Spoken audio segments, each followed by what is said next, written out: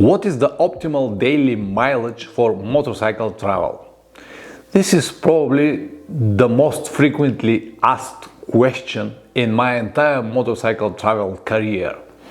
The short answer is whatever is good for you, man. But because many of you won't understand the meaning of this phrase, in this video now I'll try to be more specific. So if you have nothing to do, grab your favorite drink and stay with me.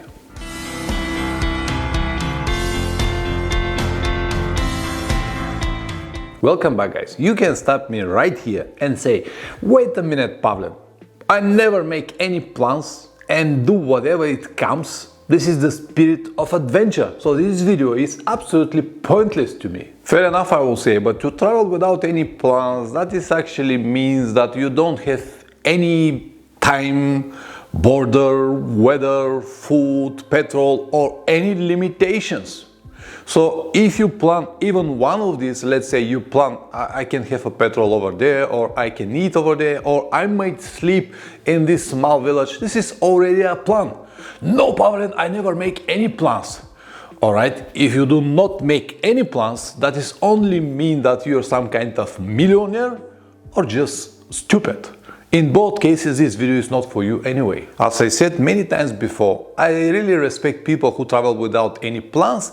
But in my opinion, in 2022, this is just impossible. Not in the era of modern technologies, not when you have a smartphone in your pocket, not when everything is so clear and easy to understand or find information today. So forget about it, let's continue with the topic. If you are still here after everything that I just said, that is only means that you're like 99% of the riders who really understand the simple truth that the more you plan, the better the trip is going to be. This doesn't mean that you have to plan everything, every minute, every kilometer, every hotel, every food stop. No, absolutely not. But in my opinion, you should have at least a basic map or basic route where you will go. Without it, you will waste a lot of time and you'll see nothing.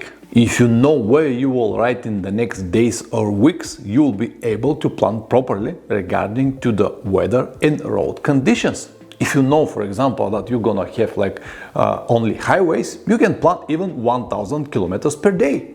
But on the other hand, if you know that in the next day or weeks you're gonna have only dirt roads, then you will understand that 200-300 kilometers per day will be just about on the limit of your possibilities, even if you ride 12 hours per day.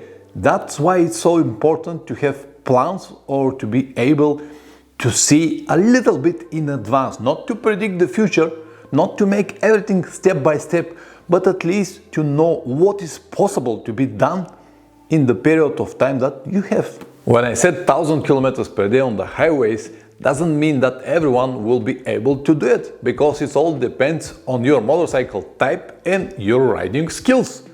So if you ride some kind of tourist enduro 1000cc, yeah, that will be absolutely manageable. Even I did it once, 1350 kilometers with my old Tenere. And I never exceed the speed of 100 kilometers per hour. But it was like 15-16 hours ride and it was just too much. On the other hand, if you have KTM 690 Enduro and ride this on the highways, will be disaster. But you'll be able to make 200, maybe 400 kilometers on the dirt roads, of course, if you have the proper riding skills. So it's all depends on that, what motorcycle and what skills you've got. Twisty roads, for example, I will say that 500 kilometers per day are manageable, but most of you won't enjoy it. Even that I ride for many years and I spend many hours on the saddle, I get used to it. 500-600 kilometers per day on the twisty roads is just too much. I will say more optimistically, 300-400 are okay, and most of you will be tired even after more than 200 kilometers on the twisty roads. So it all depends. And you cannot really say, no, you can ride 1000 kilometers per day and that is fine. No, you cannot. In most of the cases, will be terrible. The other day, a friend of mine asked me about the trip around the Balkans. He actually planned to visit 10 different countries, a lot of kilometers and not so much time. So my advice to him was, man, please plan less if you want to see more. The time that you've got and the kilometers that you planned are just not matching. You'll see nothing. Of course, he refused to believe me and he went to that trip, and I know what is going to happen. It will be another Facebook journey. Hello, I'm in Skopje. Welcome to Kosovo. Lunch in Albania. Good morning from Croatia, or something similar. I know this type of journeys, but the entire purpose of the trip is going to be completely lost.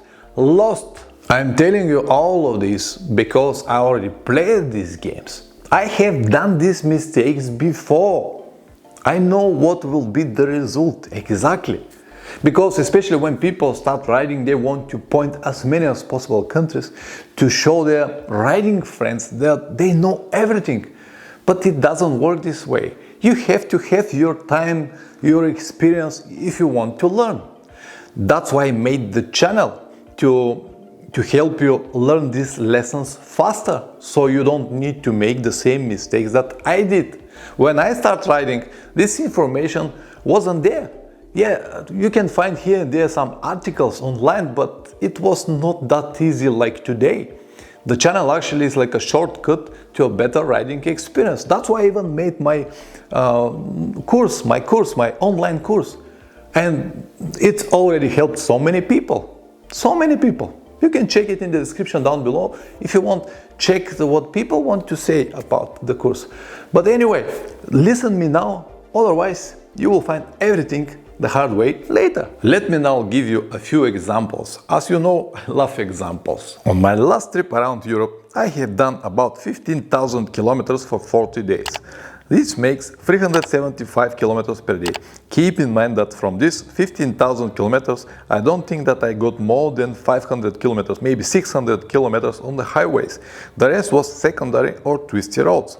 These 375 kilometers per day might sound like nothing to many of you, but on some days I rode more than 12 hours. Also, I visited many different towns and attractions. The year before, I spent 12,000 kilometers around Turkey for almost 2 months or 50 days, which makes 240 kilometers per day. In 2017, we went from Berlin, Germany to Mongolia and back with my riding friend Dima. We did around 19,000 kilometers for 40 days, which makes 475 kilometers per day. Keep in mind that in Mongolia, 90% of the time I rode only on dirt roads. Because of that and the 30 days of Russian visa limitations that we had, on the way to Mongolia we need to ride 8 days, almost 900 kilometers per day. It was the same on the way back, so for 16 of these 40 days we rode 900 kilometers per day in Russia without highways and terrible traffic. This means that 14,400 from these 19,000 were very hard kilometers. I'm not going to give you more details on how it was, but I will tell you that after this trip we stopped riding together. As I said, learn from my mistakes or you will pay the same price that I have paid. Or to be more precise, your ass will pay the bill. Anyway, let me summarize now everything for you. Number 1, highways. I won't recommend to ride on highways anyway, but sometimes they're necessary, especially if you don't have much time and if you plan many kilometers. So you can actually ride around 1,000 kilometers per day, even more, but I will recommend to stay on around 600. You can make more, but if you have to make it day after day, it will be terrible, the fatigue will accumulate, and then you will be tired or burn out very easy, maybe in the middle of your trip. So highways no more than 600 kilometers. Twisty roads, as I said, something like 300 to 400 kilometers per day, it's more than enough. Believe me, it will be more than enough and you'll be able to see many things. You'll be able to stop making pictures, videos if you make, or relax properly, have food and everything. So 300-400 kilometers per day, more than enough. And then if you have to ride off-road, of course, now we are talking about just a normal dirt roads, not a technical off-road, then 200 to maximum 300 kilometers per day, it's something that it's more realistic and you will be able to enjoy, of course, only if you have a good weather. One of the techniques that I used all the time and that helped me to complete all of my trips successfully is the constant speed. or the average speed. I never ride fast. Most of the times I never even exceed the speed of 100 kilometers per hour, but I am able to cover many kilometers without even being tired. And this is the constant speed. So, for example, if you ride with 140-60 kilometers per hour on the highway, after a few hours you'll be tired. You have to be constantly on focus for everything. So you cannot really ride all day like that. You can, but you will risk a lot. And if you have to do it day by day, I'm not sure about it. I'm very skeptical. But on the other hand, if you keep on 90 or 100 kilometers per hour, you'll be relaxed, you'll be able to see more, and this will give you the chance to cover many more kilometers. The second technique that I use is to make everything together. So every stop that I have made, let's say next or every 2 hours, it's everything together. I fill the petrol, I eat, and I go to the toilet. Everything at the same time. And usually I do everything for 15 to 20 minutes. This will give me then more time to enjoy the rides, to stop for pictures, videos, and everything. When I finish the day, when I finish the riding day, then I can have a proper stop for meal, for dinner, for relaxing, whatever. But first, and the most important for me, is to complete the day or to complete the task that I have planned. If I want to tell you everything with just one phrase, it will be plan less if you want to see more. I know that most of you won't listen about my recommendations about kilometers per day, and you might be young and fit and say, yeah, 200-300 kilometers on the dirt roads, it's not much. I can make 400-500, or I can make 1,000 kilometers on the twisty roads. I know that you can make it, but I also know that, as I told you, the fatigue will accumulate, and this will lead you to some not so pleasant experiences. In the best scenarios, you'll be tired and you'll need more time on every stop that you have made to relax properly, or maybe you will need a day or two extra day offs because you're tired. But in the worst scenarios, you might have an accident because you're already tired.